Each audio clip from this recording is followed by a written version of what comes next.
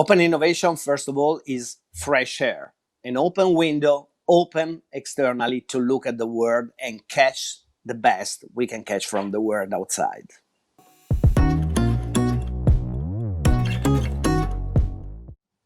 Every day we work with a startup, what we learn is that there is always a simple way to do complex things. And this is of paramount importance for a complex company as we are.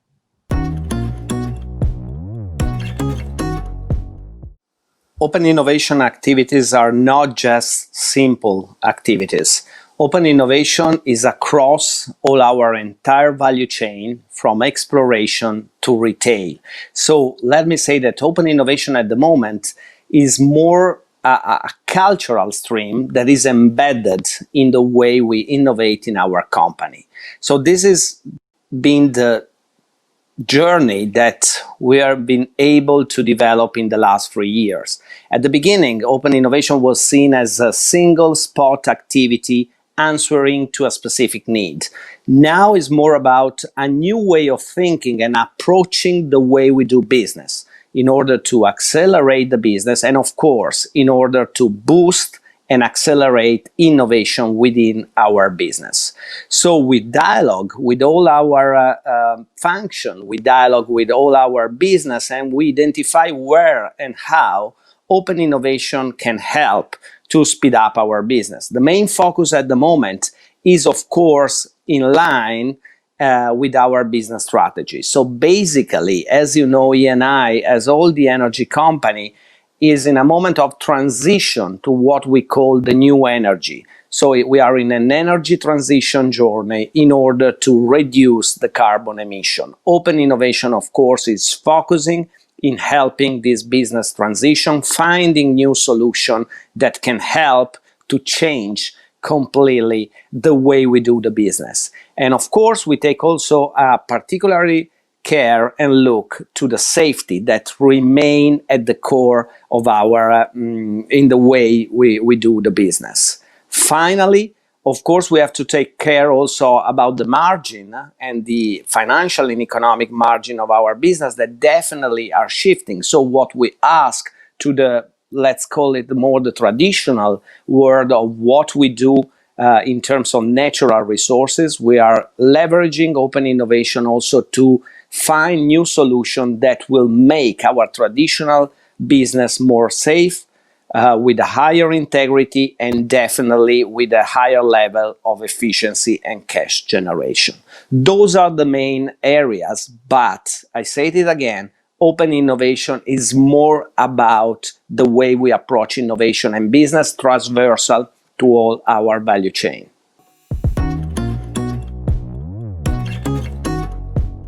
Open innovation is not something that happened by chance or happened by itself, but it requires a clear governance, a clear organizational unit that will drive all the innovation activity, and clear processes interacting and coordinating with the business, with the function, and with all our support function colleague that helps innovation to make it happen.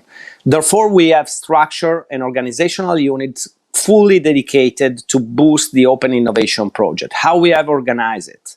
First of all, there is a unit of what we call market intelligence and scouting, and there we have people with specific competencies on specific fields. From a technological solution perspective and point of view, so for example, we have people that are focused on artificial intelligence, advanced analytics, machine learning, natural language process, image recognition. So more a perspective, a technological, let me say, solution perspective.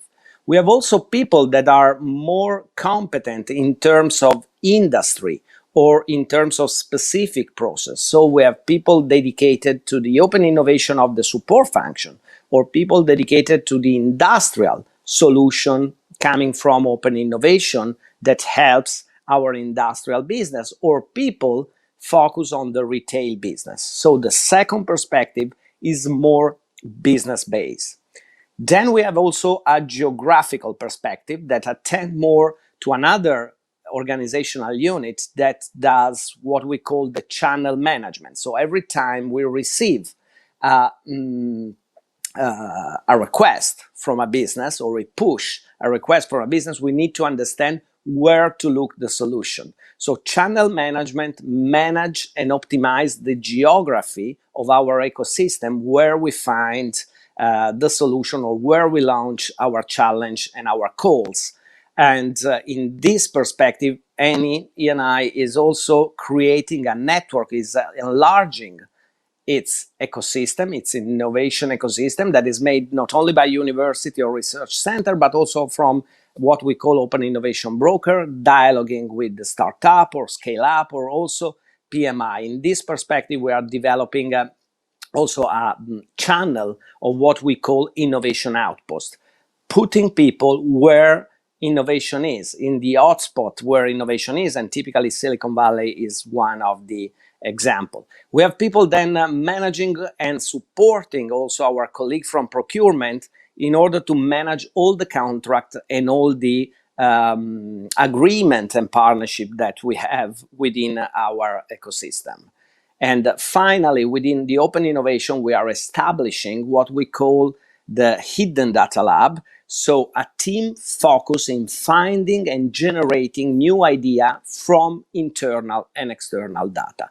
This is more or less the way we have structured our team of open innovation within the unit of digital and IT.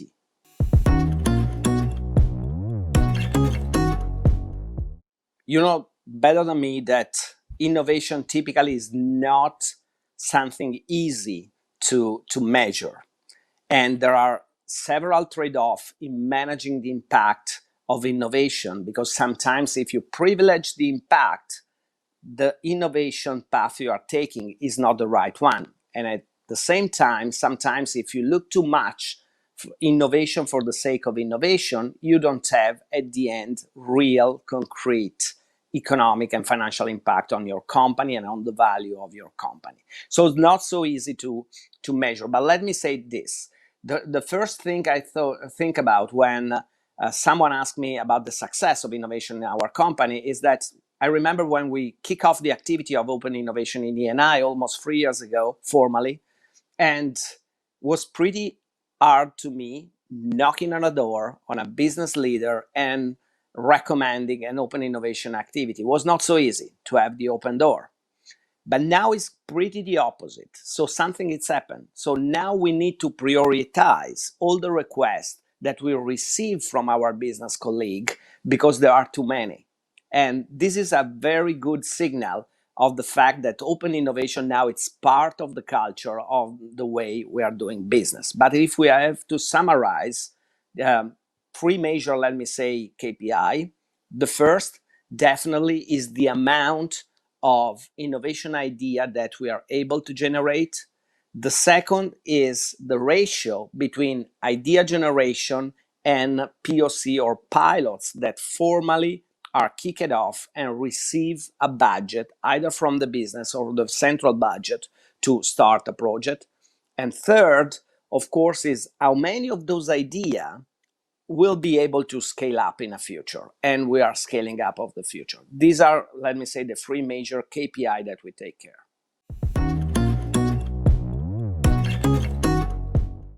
I wouldn't talk about barrier to innovation, to open innovation, or barrier to collaborate with a startup. I prefer to talk about potential pitfall that you definitely have to look and take care about in order to avoid mistake and in order to produce value from your open innovation activity. So first point, that is probably the most important point, is don't do open innovation for the sake of open innovation. You don't need to do things in a strange way for the sake of doing in a strange way. But open innovation should be and must be in a business perspective. So everything starts from the understanding of the business need.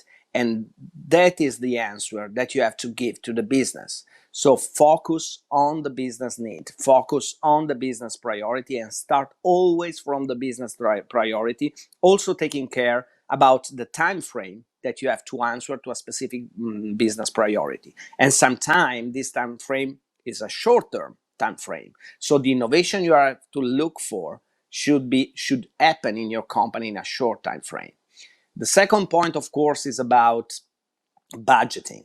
It's important, the commitment of the business in financing the innovation, but in some cases, you need a central seed budget in order to do not impact on the P&L of the business. So it's important to balance it. The third is a balanced portfolio of the innovation. Part of the portfolio should be more midterm or even long term, but it's important also in your open innovation portfolio to have quick wins and short term solution. The fourth, of course, is a proper collaboration with all the other functions that are key in order to speed up innovation. And I'm thinking to procurement, definitely. So you should work closely with procurement in order to avoid complexity in those kind of procurement process. Compliance, legal, those are the functions that need to be properly, let me say, managed together in order to speed up the innovation. So more than barrier, I would talk about pitfall that you have to keep in mind and you have to manage in order to avoid some problem in the future.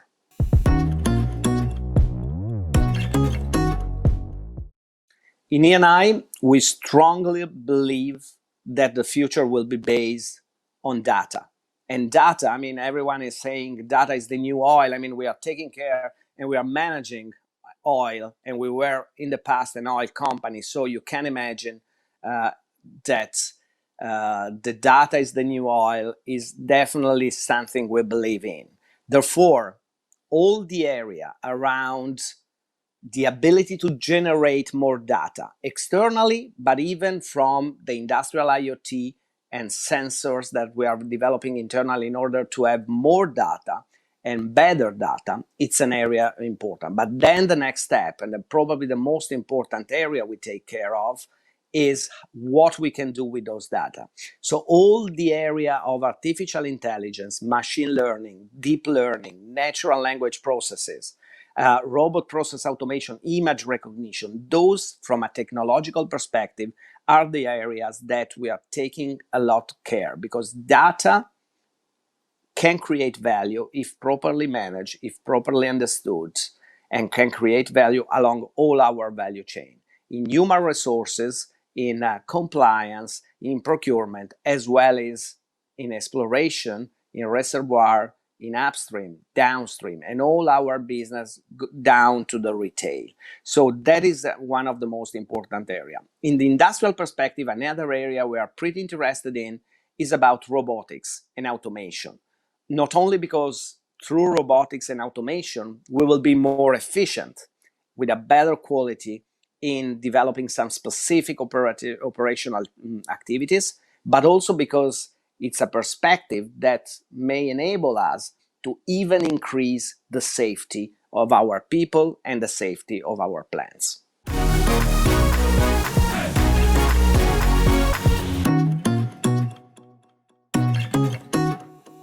Thank you very much for this opportunity and for all the help in doing this to Mind the Bridge and International Chamber of Commerce.